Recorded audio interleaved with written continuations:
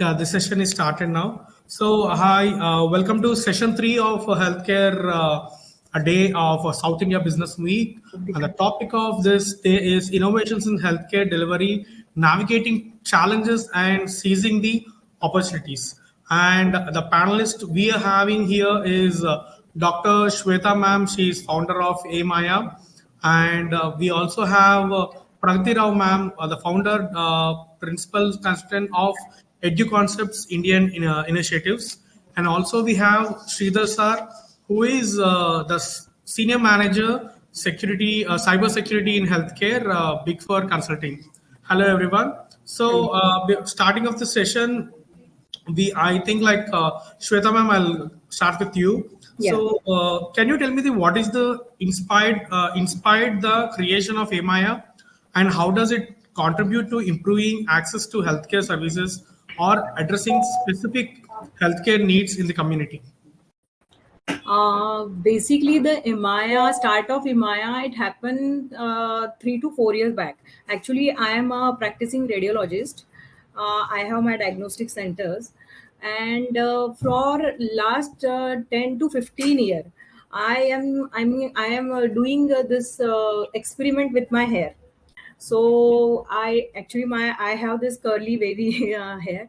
So I did all type of parlor things like cysteine, keratin, botox, then smoothing, and it has started from last 14 to 15 years.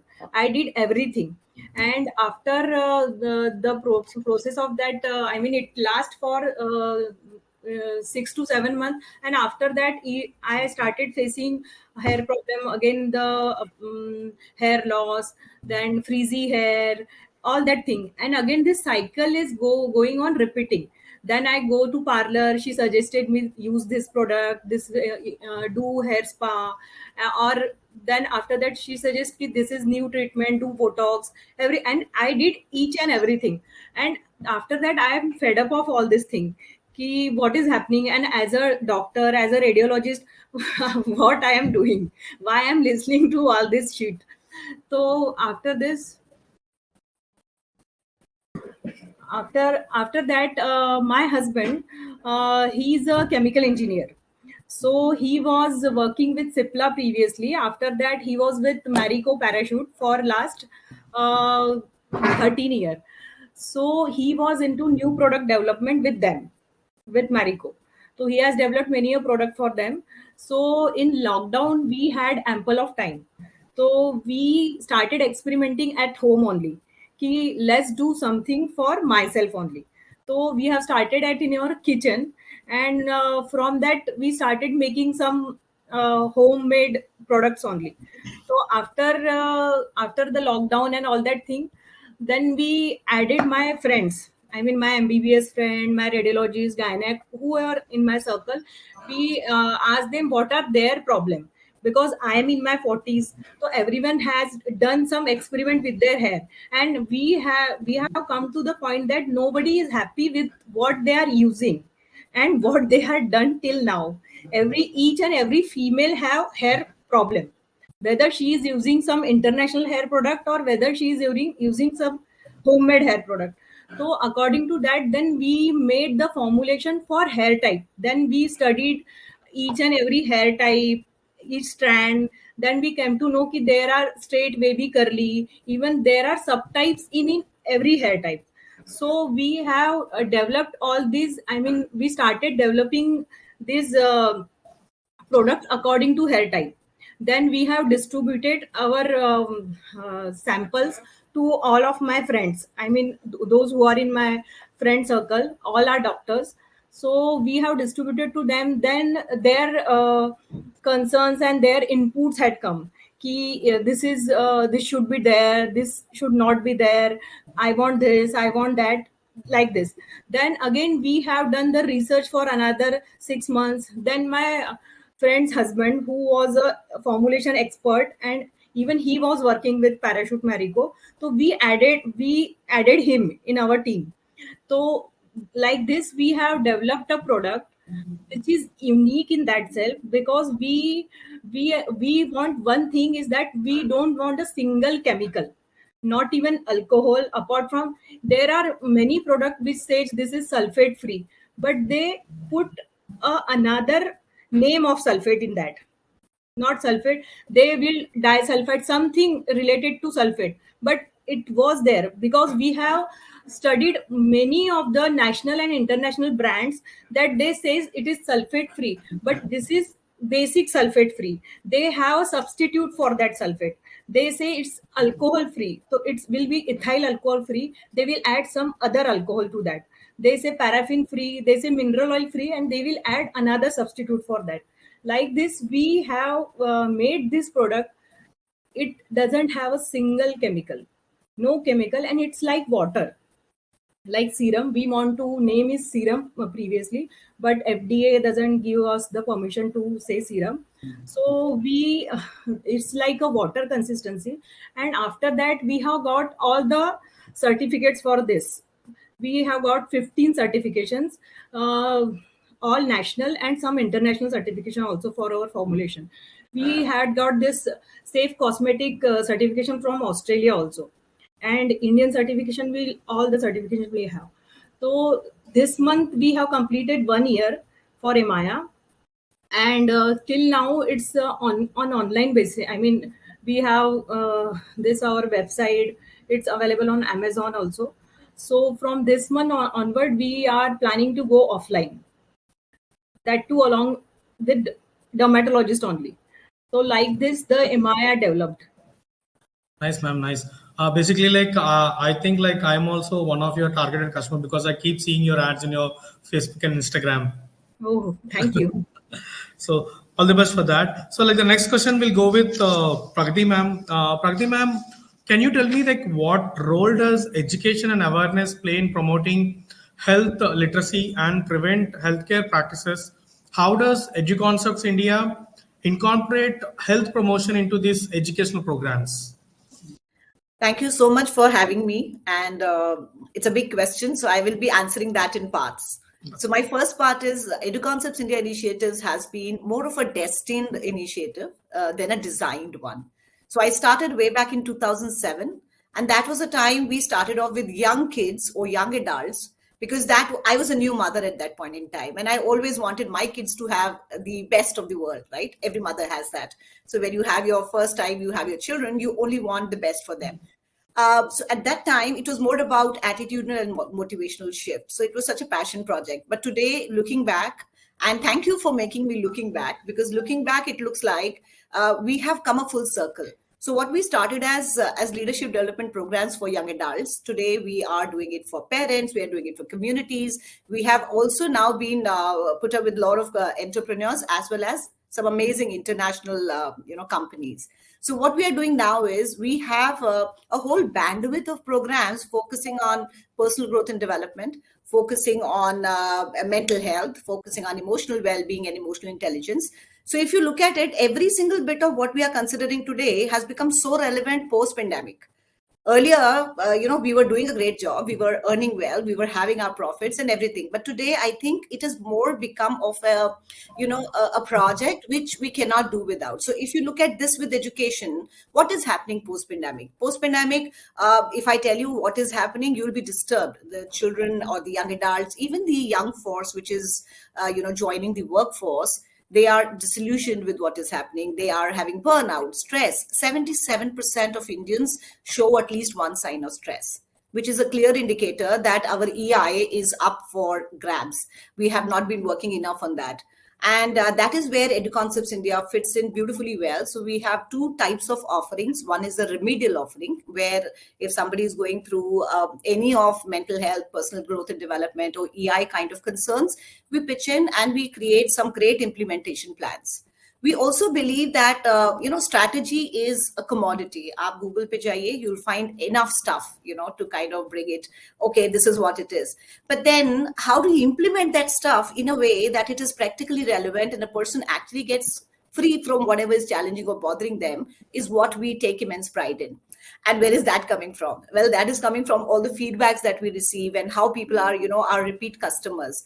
So I think Educoncepts India initiatives is bridging that gap between home and education by providing certain initiatives which create mental well-being, emotional intelligence, self-awareness, and that is where they tap into their, presence in the society, in professional circles, and overall. Yeah, that was good, ma'am. So basically, like, ma'am, I asked Shweta ma'am regarding their brand, which Shweta ma'am is like growing on a growing D2C brand, if I'm not wrong, and you're into education. Now we'll come to Sreedhar sir. Sreedhar sir is more into these cyber security, which healthcare is more required. So, Sreedhar sir, can you tell me, like, how can healthcare organizations best protect their against cyber threats and data breaches, especially as technology and patients records became increasing digitalized? Yeah, sure. Before that, I was getting a feel that I'm sitting in a webinar where the entrepreneurship, we were talking about entrepreneurship, right? Dr. Shweta, Praggatti. Yeah, so good. I mean, I really wish you on the journey. Thank you. Thank you. Okay, so when it comes to the cybersecurity, on the healthcare, there's a lot of technology involvement these days. I really segregate the overall patient care or the healthcare into three major segments. Before COVID, it's all really on the patient care. Okay, so after COVID, after the pandemic, I know every business direction has been getting changed after a pandemic. There are new opportunities. So the second segment which has been evolved is the preventive healthcare, and the third is the well-being. So patient care is more in hospitals where you have, diseases needs to be treated in person, and the second is the preventive care where people are really reaching out for, with their own knowledge in Google, they're going for a test, annual checkups, etc., and getting an opinion on how they are really doing it from a health wise. Just getting either the first opinion based on the reports, what did you have it in handy, or the second opinions, which are really, making matter in the preventive healthcare. And the third segment, which is really going to be very, very becoming popular, is on the well-being stuff. That's where the lot of technology is really getting into picture. So in all the three areas, the patient care, there are a lot of medical device involvement within the hospital, a lot of people, a lot of expertise. In the preventive care, it's more of a communication channels had to be pretty open, had to be pretty secure. And the third, well-being one, there are a lot of apps which really transmits a lot of data of yours, your physical characteristics, your identifiers when you're really loading into the app, etc. So in all the three segments, we have to really make sure that the safety of the patient data is pretty important. That's where the real challenge lies.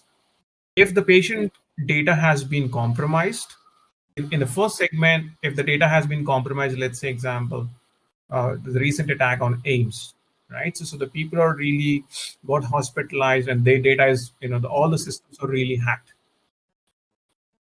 And it's kind of, you have to react it very immediately. You cannot really, don't have enough time to, react for those ransomware attacks. So you have to make sure that, your systems are really, have the right policies in place, right procedures in place to make them secure. And the second and third, it's there's a video rendering issue. And then the second and third segment, there are a lot of technology. It's more of a patient data is definitely is going to be critical. If that's been compromised, it can be utilized for a lot of, financial malpractices or discrimination at the employee workplace or discrimination in the society, etc. So to really, in short, you definitely needs to have a security in different aspects at a different levels, in these three segments. So for that, you have to really start with identifying what are the technology solutions, which can definitely solve your if not to the extent of the problem, but at least the majority of the security concerns, in identifying the right network infrastructure, right solutions, right apps, which have been certified, by various standards in the industry. You have to really pick up the right technology landscape to protect your assets. It can be your technology assets, it can be your people, the process assets, the IP, etc. You have to make sure that you get a right technology stack in place. That's one. And the second, whoever is really handling the technology stack or the people in the healthcare organization, you have to make sure that your employees, right from the CEO of the organization or an entity of the organization to the lowest level, the ward boy attendees, you have to make sure that everybody is really well trained on the security aspect. They have to acknowledge that every information within the organization is pretty important. It may be, it may not be important for that individual, but it's really important, for the patient. At the same time, for the organization to make sure that the patient has the trust in the organization. So you should be making sure that every employee in our organization is really get well trained, understand, well read of the policies, the security related policies, and then adhere to it.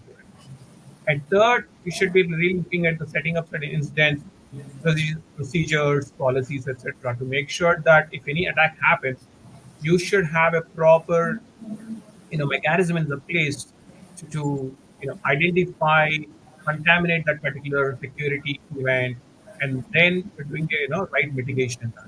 And also, you should have a backup plan, procedures, how you should be operating in case of an incident happens. So that's the third thing.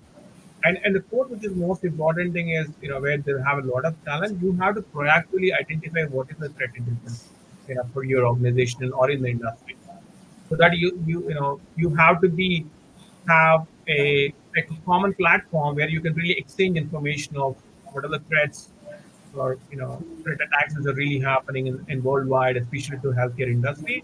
If you can really frame out that intelligence, because every attack cannot really happen to you to learn from there, right? So you have to understand the industry, what is the intelligence they do have it. So and then you have to make sure that you're really up to the mark in eradicating, if at all, that even happens. So these are the four key things which definitely needs to have it to make sure that you do have a running security posture with compliance to all the regulations. Thank you, sir. Thank you for giving such a insightful. As like Shweta ma'am is like keen about your discussion, because they deal a number of clientele where they online, and also it is our responsibility to safeguard all the database that we have on our platforms. And I'm back to Shweta ma'am again. Like, can you give me some examples of innovative solutions or initiatives taken by your company to promote health and wellness, particularly in undeserved or any rural areas? Right now, I mean, we are just our brand is new. We are growing up. So on online, we are running this our Eh-Maaya lab. We run Eh-Maaya lab on our Instagram. So in Eh-Maaya lab, we discuss one topic at a time, being it's a cervical cancer, it's a breast cancer, or any health related, women health related topic, and we discuss on that. And we, I mean, not only me, my gynec friend, then my diabetologist, my one of my friends, she's a breast cancer specialist. All this we discuss all this thing, and we give them uh, I mean idea about what is that disease and what should be done for that. So we are giving a type, it's type educating or some medical knowledge we are providing, and we run this once in a week every day. So being a startup, we are doing like that this. And in future when we grow up our company, so we definitely planning to go in rural area. Just like breast cancer, there is a very less awareness about breast cancer and mammography.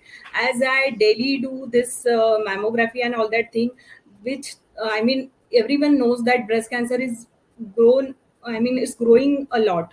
Now it's number one in India after cervical cancer. So there is a less awareness in female in metro cities also and in rural area also. So we plan to extend this our Maya lab to rural area as well. Thank you, ma'am. Thank you. And actually, like, we also have Dr. Mythili has joined just now.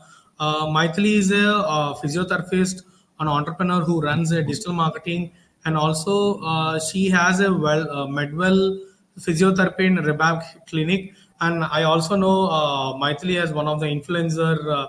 she's into all these things. So Mythili, can you unmute your mic so that I can ask you some questions?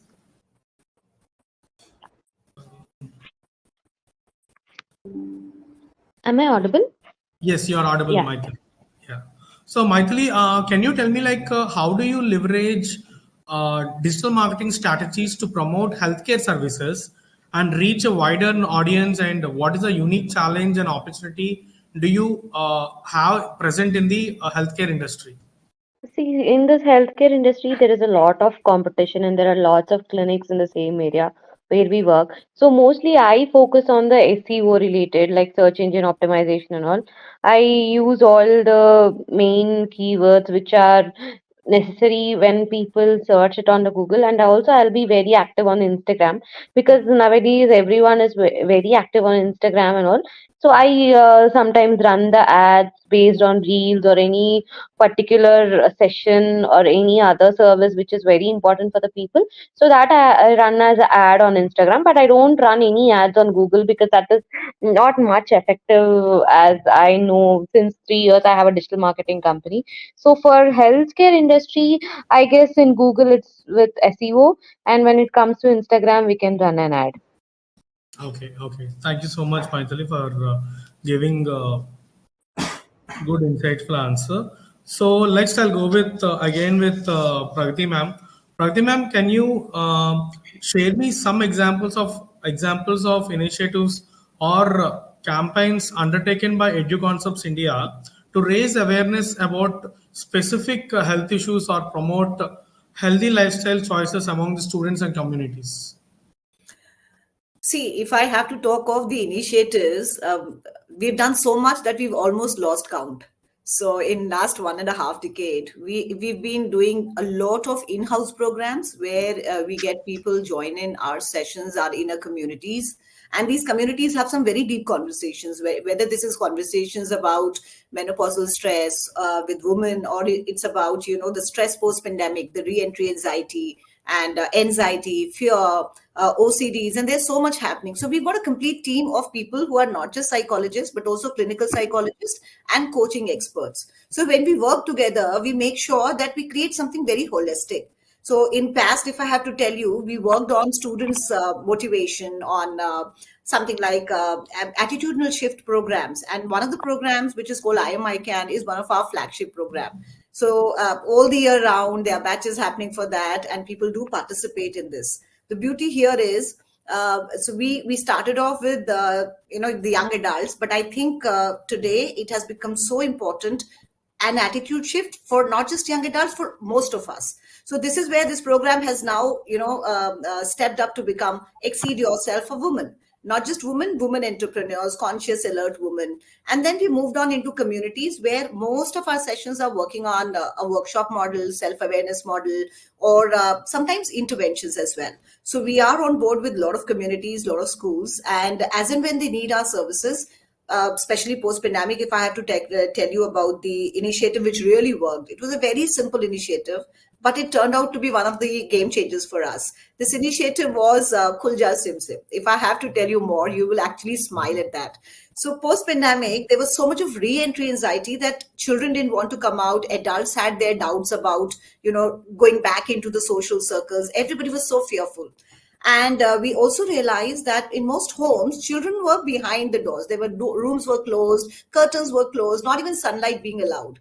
And you can very well imagine when certain scenarios like this come up, children will have anxiety, they will have fear. If they are in a room closed and no curtains and everything is drawn, so you can very well imagine what they are doing is they are being engaged with the gadgets. Now you understand where what they are watching, it goes for a toss. A parent doesn't know, and the world is, the world of gadgets is so what do I say, catchy. It doesn't allow you to get into your drawing room and have a conversation with your family. This may sound very interesting on the face of it, but it had its own drama in the sense, people, as I said, re-entry anxiety was there, loneliness was there, people were not coming together. Even if they were shifting out, there were fears. Many children actually stopped going to school. Many people actually had stress. There were panic attacks, there were anxiety, and people who had one or the other problems actually aggravated in that time. Pulja Simpson was a very simple initiative where we wanted them to open the door twice in a day and at least go and participate and talk to the family and come back. This was one of the most simple things which anybody could do. And I can't tell you the kind of love I received for that. The kind of, because see, suddenly what happens is if you are doing, say, out of duty, that you have to open the door and go out and sit in the drawing room. What will you do? Somebody will come across, you will talk, and that talking itself will dissolve so much of inner conflict and mental, ill health. And that is one of the things which actually was one of our flagship thing. Apart from this, we have ongoing in-house programs. We have ongoing participation at the corporate level, where we do a lot of workshops around personal growth, as I said, emotional intelligence, stress, panic attacks, even self growth and development and consciousness shift. So these have been ongoing basis. It has never stopped for the last 1.5 decade that I'm at work. The only thing is we have added more to the kitty because now we have more professionals with us. Our team is equipped enough. So this is how we are working currently. Thank you, ma'am. Thank you so much for answering this question. And again, we'll go to Sreedhar sir. Sreedhar sir, can you tell me the key challenges in implementing and maintaining robust the cyber security measures? What steps can healthcare organizations can take to overcome them? Yeah, sure. So I think that there are definitely a lot of challenges which we see where healthcare industry is really experiencing in terms of ramping up their cybersecurity measures. So the very first thing, especially in the Indian context, is the price. When I say price, you should having a lot of security solutions in place to make sure that to identify what attacks are really coming in, what data is really getting leaked, monitor that aspect. So there are a lot of security solutions you have to establish within the premises of an organization. That's from a technology security perspective. But there will be different aspects on the physical security, where the people security. So there are a lot of involvement of multiple technologies, stakeholders, experienced in the industry to really put them on the job. So definitely the cost pressure is huge for Indian market. That's one aspect. And then the second aspect is the lack of experience, lack of understanding of the cybersecurity, and also lack of understanding of what if really the data gets leaked, what are the various implications that can really happen. So that education has not been there with the various levels of even to certain healthcare industries. We see that even at the top level, the CEOs or even the managers within the organization, they don't have a clue of if the data gets leaked, okay, what's there? If a patient's information get leaked, it doesn't matter for them, right? But what's the agony if that gets revealed? You cannot really even imagine certain situations. What is the trauma the patient will be going through? If let's say if somebody has a sexually transmitted disease which they're getting treated on, right? If that information gets leaked, it can even go to the level of suicide, right? There is a discrimination in the society that we are not really so sensitive for the people in the organization or outside the organization. It's just a matter of data. But for the person who is really whose data has really got lost, it's kind of an experience for the life, right? So that sensitivity has not been there within the industry. So that's more of an education we have to really make. The cost is the one, education, and the third is the experienced people to really deal with all the security solutions, educate them, so that cybersecurity expertise is still not there in the industry. That's where now they started putting a lot of curriculum in various universities, various colleges, and also the outside training institutes are also really helping ramping up or student. Even now with AI and robotics comes in hand, people really started learning this, and also there's a lot of virtual learning happening. So definitely there are a lot of measurements in place, but still not really get matured enough to really handle the situation in the Indian context. I think those three are the bigger challenges. I mean, there are quite other challenges as well in terms of the information exchange between the parties. There should be a cybersecurity insurance if the data is getting lost, and then let's say example, if the ransomware, if I hack all your systems and then I'm saying that you need to pay me this much amount, right? Obviously you have to do that. There's no second thought. Either you have to really compromise on the data, or you have to pay to the attacker saying that, yeah, this is the amount which we can really get you, and then please release all the systems which you hacked. Only those two options you do have it, right? So you have to make sure that, but you have to really understand the impact of it. You should be exchanging all the information, whatever is really required. That's the challenge which is really lying within industry.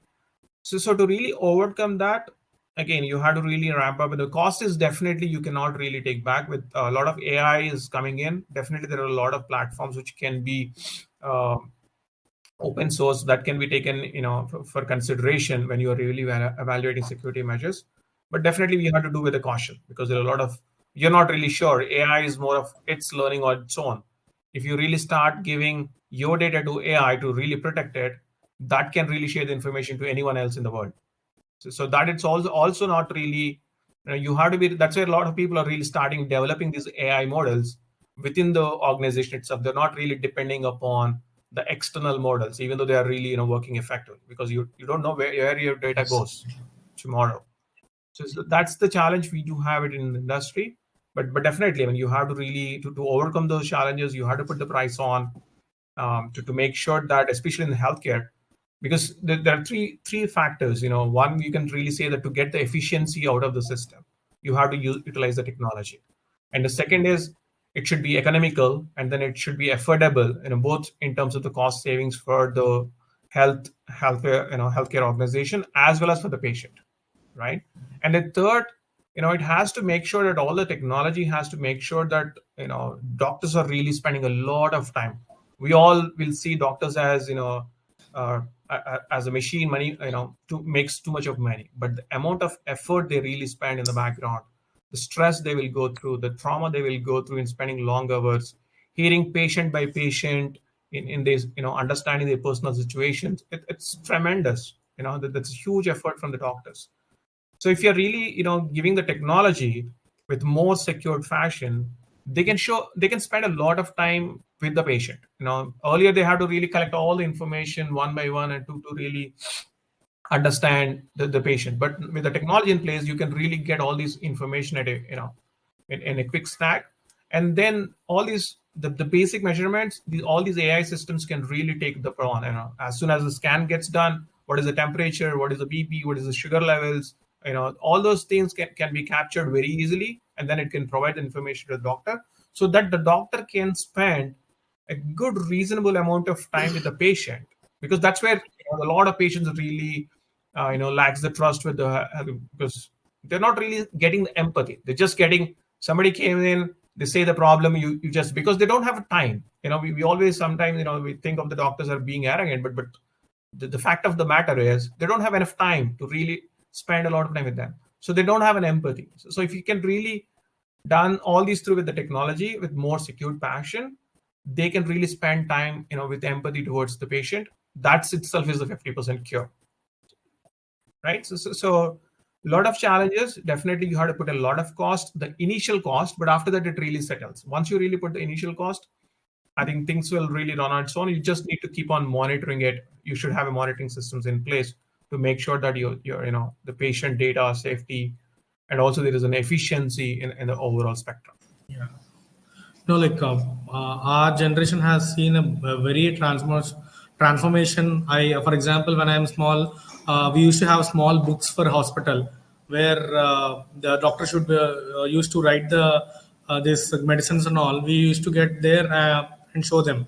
But now, whenever like we visit the doctor, they just enter in the system and automatically it goes there.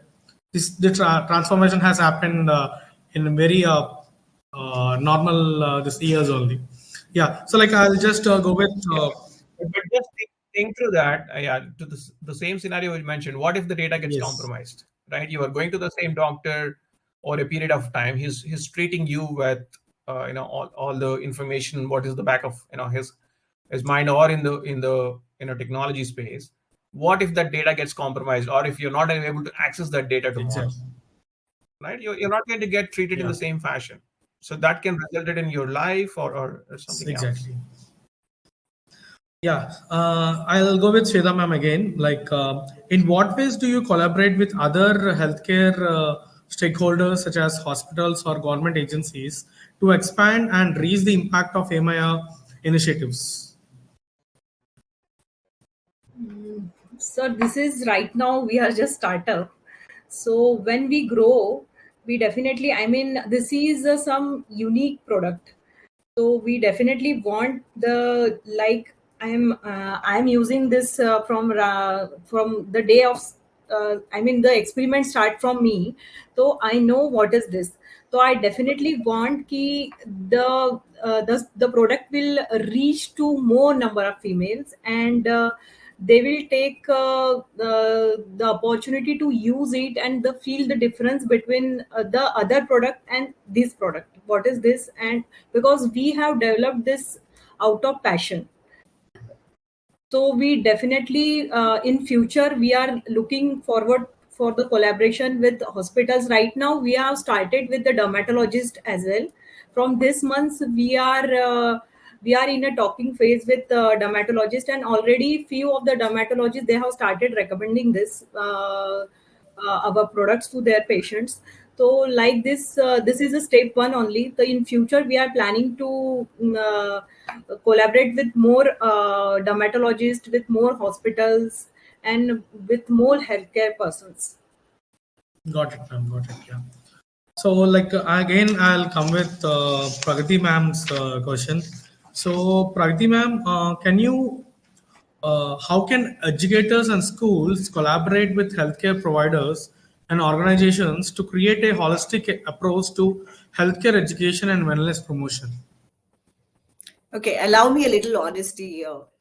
The most important thing is school wants you to come in, but they don't want you to actually dig deeper below a certain level. As Sreedhar sir just highlighted a very important thing, that doctors are too busy these days, and they are busy, and they don't give that kind of what do I say? They don't give themselves to the client as they would have been earlier. And it has become so important. This is exactly what, if you take it to the school level, this is what teachers are also doing. They are not applying themselves to what and where they are. And this is not for all the I'm not generalizing something, but I do highlight this is a major trend. The primary caregiver in a school setup is a teacher, right? If a teacher is not equipped enough, what is happening, how that has to be seen in the right light, and what is the primary support they can give to a student. So imagine, there are a lot of times I have, one-on-one sessions. A lot of young adults would come and tell me, you know what, I had anxiety in that moment. I wanted to take a gap and go out of the class, but the teacher was not empathetic enough. She said, "Kuch nahi hota, anxiety, kuch nahi hota." That's the kind of comment somebody had, the courage to speak, and that too coming from a teacher, somebody who's looked upon as a role model and something. Take this to now the corporate sector. All the new joinees, what they are. So again, in a one-to-one session that we generally do with them, we are getting to know that they are not happy with the culture. They're not happy with how the seniors are not just creating a culture which is toxic, but they are also very oblivious to what is important to that individual. To not address these little kind of things, I don't see how school communities or corporates can do a great job on that. If you go to LinkedIn, it is full of people talking of toxic environment. What is toxic environment? Everybody under stress. 77%, as I just told you, experiencing one sign of stress. What is that? I would say currently none of these authorities are open to the idea of inviting some specialist on the school board. They are doing the basic mandatory. One, counselor for school is enough, but I doubt how much one counselor in school would be enough to give that kind of empathy, or maybe even work on self-awareness. So many times you need people with three E's: education, experience, and exposure. What they get into the area of not happening. Here, all I can say is we do approach schools for a lot of stuff, whether it's sensitization, whether it's about primary understanding of what like behavior. What are the different kinds of anxieties? For example, social anxiety is an anxiety. OCD is an anxiety. So a teacher, until she knows what is anxiety, she would only think somebody not feeling well. So on the face of it, you can't pick that up, right? So this is where I think we are working very closely with the schools, And luckily, we have been, working with so many schools now in our area that we are happy that they are at least building up and stepping up. But again, whether you talk of young adults, whether you talk of new entries into the corporate world, whether you talk of the existing people in the corporate world, or whether you take this to women, all I need to tell you is, despite our efforts, we still see that there's lots to be done in the area. And this looks like a very uphill task in this moment, because the authorities are not so open to kind of, getting the experts in. So it's like ticking the box off. Okay, one session done, some workshop done, some anxiety measures done. But psychological safety is deeper than what you see here, right? So I think we are still on the way, and we are getting a very good response from the corporates. But when it comes to schools, we are still having a challenge, because we really want to go to the teachers, to the primary caregivers, and make them understand how a particular ailment, it may not be an ailment. It can also be something which is like progressive in nature, just an attitude shift, or how you can bring about the focus. Or maybe if a child is lacking, how do you actually look at that with some empathy so that you can provide a solution rather than kind of judge it, right? So I see schools, teachers, and especially that community still needs some work to be done. Thank you, ma'am. Thank you. So I'll ask the next question for Mythili. Mythili, can you explain me some examples of successful marketing, digital marketing campaigns or initiatives that have effectively increased patient engagement and awareness for MedWell Physiotherapy and Rehab Center? So mostly the one which I have seen is I have got a good response on Instagram for the chiropractic session. So because I have run the ads as a digital marketing campaign and all, so I found it good in this manner. And when it comes to physiotherapy, I found it good through Google actually. Okay. Good to know. Good to know, ma'am. So again, we'll ask for the Sreedhar sir. Sreedhar sir, can you tell me, like, with the growing of this cyber threats and the shortage of skilled cyber security professionals is a concern. So, like, how do you attract and retain top talent in cyber security within the healthcare sector? Unmute your mic.